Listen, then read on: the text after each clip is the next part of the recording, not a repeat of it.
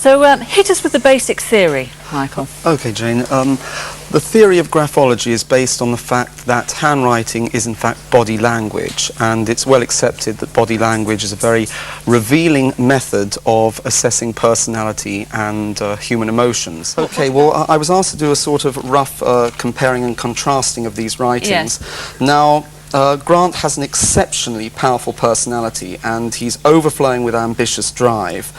And there are many positive connotations to that combination of characteristics, but also on the negative side, you may tend to control too much in the relationship. There will be an attempt to dominate at times that is bound to be strongly rejected by Nina, because Nina also has leadership drive, but it's more a desire to do her own thing without interference. I feel that I do have a controlling aspect about me, which is quite right. Yes. Absolutely right. And he does take a sort of managerial line with you, doesn't he? He likes to control. But then, of course, I'm extremely stubborn. But oddly enough, we never fight. We just don't argue. Well, can you believe that we don't argue? Well, I'll tell you, I was going to say, one tremendous saving grace in your relationship is you both have an excellent sense of humour, and I think when things heat up too much, you defuse the situation. Absolutely. That is exactly what happens. Right. The only way to explain graphology to people is to actually do an analysis. To begin with, Gary's got a very clear, systematic manner of thinking and is extremely sceptical towards any new ideas unless he's fully satisfied they're grounded on solid facts. He welcomes challenges, and when his eyes are set upon a goal, he's fueled by an incredible intensity of emotion and powerful determination. Slowly. Intensity of emotion. Are you very emotional? Yeah, I would say I am. His brain is rarely, if ever, quiet, as he's continually subjecting his environment to intense analysis, which also makes him a very, very skillful problem solver. And in relationship, he can exhibit a very quarrelsome streak if his partner attempts to stand in the way of his plans. Do you recognise yourself in all that? I think it's actually very accurate. Now, I also notice that your writing has a certain restlessness to it, which is typical of the creative mind. I mean, if you have a writing that's absolutely incredibly neat and robot-like, then the creativity in that personality is being suppressed. So this shows a very creative personality. Your signature, although it's enlarged, you can see that it belongs to your writing, which shows that you're essentially someone who has a very authentic personality. What you see is what you get, and it actually comes on over the air as that. I think this is cool. Say, you mention a suggestion that perhaps your writing was turned down as a result of a graphological report, and I can say that you have many talents. You've got a resourceful imagination, and you have good social skills potentially, but there's something blocking you, and that is your nature is very emotionally repressed. And I would suggest that perhaps your childhood, for some reason or another, suppressed the full expression of your personality and self-esteem, and your self-esteem is actually shown to be extremely low at times, and I think you should think about getting into some sort of assertiveness training, Jackie? because you're not expressing yourself in the best possible light. Okay, Jackie, what do you make of that? I agree with that.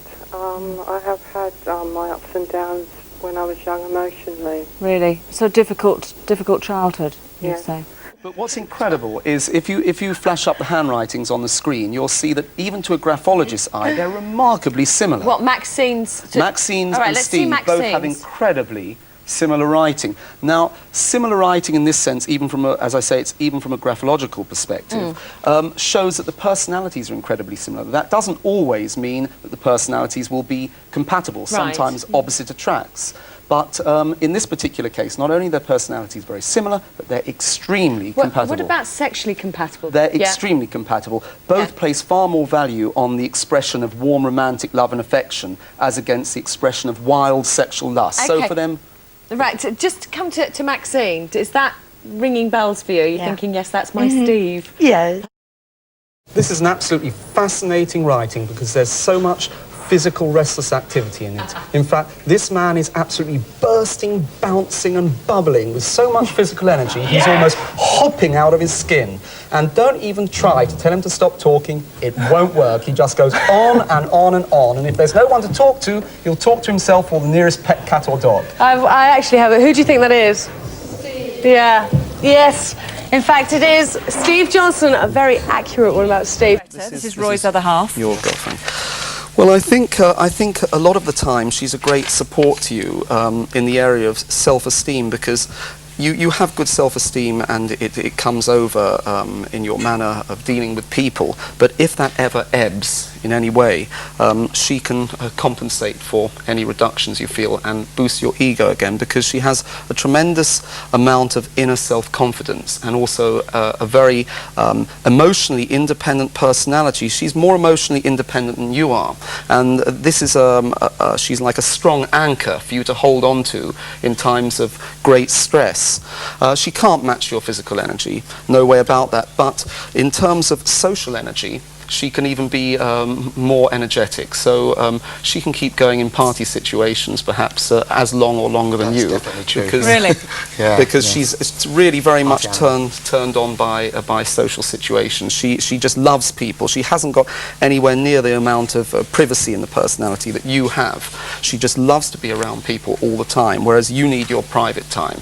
You need your solitude. Oh, that's very good. Is it, Roy? Really? Yes, You're not that's just true. being polite? No, not at all, no. I Yeah. would say that's rubbish if it was, but it's not. Yeah, fantastic.